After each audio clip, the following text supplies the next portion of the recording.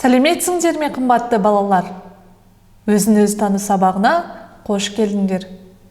Балалар, бүгін сендермен ғасырлар даналығы тарауы бойынша сабағымызды жалғастырамыз. Сабағымыздың тақырыбы кітап білім көзі деп аталады. Балалар, бүгінгі жаңа сабақ материалдарынан кітаптың адам өміріндегі маңыздылығын түсініп, оқуға, білімге деген құштарлықтарыңды аша аласыңдар. Оқушылар, естеріңде болар, біз өткен сабағымыздың дәйексөзі ретінде кітап білім бұлағы деген мақалды алып талдап, білімнің кілті кітапта екенін түсіндік. Ал бүгінгі сабағымыздың дәйексөзі ретінде Чех елінің ойшылы педагог Ян Каменскийдің кітап ақылға қуат беретін құрал деген нақыл сөзімен танысайық. Нақыл сөздің мағынасын қалай түсіндіңдер? Енді осы сөздерге назар аударып, өз ойымызды білдіріп көрейік. Балалар, неге кітапты ақылға қуат беруші құрал ретінде санап тұр? Біз үшін кітап оқудың пайдасы қандай? Кітап білімнің қайнар көзі. Кітап қана дәл мәнді білім береді. Себебі ол адамды терең ойлауға жетелейді. Әр адам кітаптың бетін ашқан сайын, оның әлемнің тылсым табиғатын, жаңа құндылықтарды үйренеді. Кітап адам баласының сан ғасырлық ақыл ойының жемісі, тарихы мен тағылымының алтын сандығы. Кітап дегеніміз алдыңғы ұрпақтың артқы ұрпаққа қалдырған рухани өсиеті. Дәйексөзді талдай келе, мынадай қорытынды шығаруымызға болады. Кітап ақылдың кені. Кітап бар білімнің бастауы, бар ғылымның бастауы. Құрметті оқушылар, бүгінгі сабағымыздың сыйы ретінде халық жазушысы, қазақ ақыны Фариза Оңғарсынованың Дауа атты лирикалық жыр топтамасынан «Кітап біздің досымыз» деген өлеңді тыңдауға шақырамын. Кітап біздің досымыз. Адамның досы кітап өмір кілті, тең келмес оған жиған дүние мүлкі. Ақылшы, жанға серік, жол бастаушы, асыл ой, қазынасы, өмір көркі. Тұрады басын құрап әріп неден, басталған білім басы әліппеден. Қарасақ, шалқар теңіз түпсіз мұхит, оқысақ, кітап сырын ашып неден.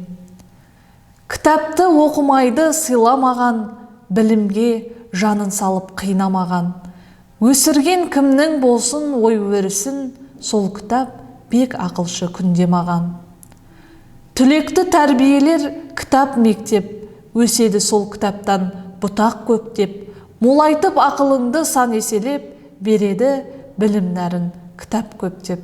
Балалар, сендерге Фариза Оңғарсынованың «Кітап біздің досымыз» өлеңі ұнады ма? Сендерге қалай әсер етті? Ол үшін экрандағы сұрақтарға жауап беріп көрейік. Адамның досы кітап дегенді қалай түсінесіңдер? Кітапты алтын қазынаға теңеуінің сыры неде? Кітаптан қалай тәлім тәрбие алуға болады? Өзің кітаппен доссың ба? Қандай кітаптар оқып жүрсің? Олай болса, оқушылар, сендерге шығармашылық жұмыстар ұсынамын. Бұл тапсырмаларды орындай отырып, кітапты мұқият оқып, ұқыпты қарауға үйренесіңдер деген сенімдемін. Оқулықтағы 4-ші тапсырма.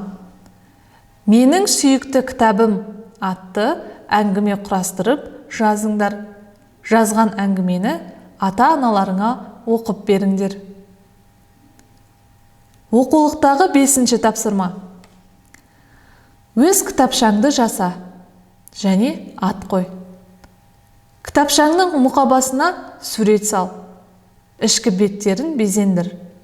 Оған даналық сөздер жазып, достарыңа оқып бер. Оқулықтағы 6-ші тапсырма. Кітапқа ризашылықтарыңды білдіріп, алғыс сөз жазыңдар. Оқушылар, осымен сабағымыздың қорытындылау кезегі де келіп жетті. Кітап алтын қазына. Онда даналықтың асыл маржандары жинақталған.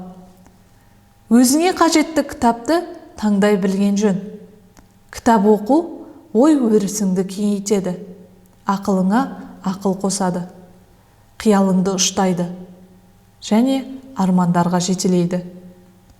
Кітапты түсініп оқысаң, өз ойыңды және мінезіңді, іс-әрекетіңді ретке келтіре аласың.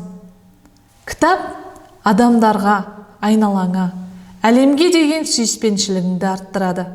Қымбатты оқушылар, жақсы кітап сендерге тәлімгер ұстаз, ақылшы дос, сенімді серігің бола алады. Кітап адамдарды тануға, өмірді тануға жол ашады. Осымен, қымбатты оқушылар, біздің бүгінгі өзін-өз тану сабағымыз аяқталды. Келесі сабақта кездескенше сау болыңдар.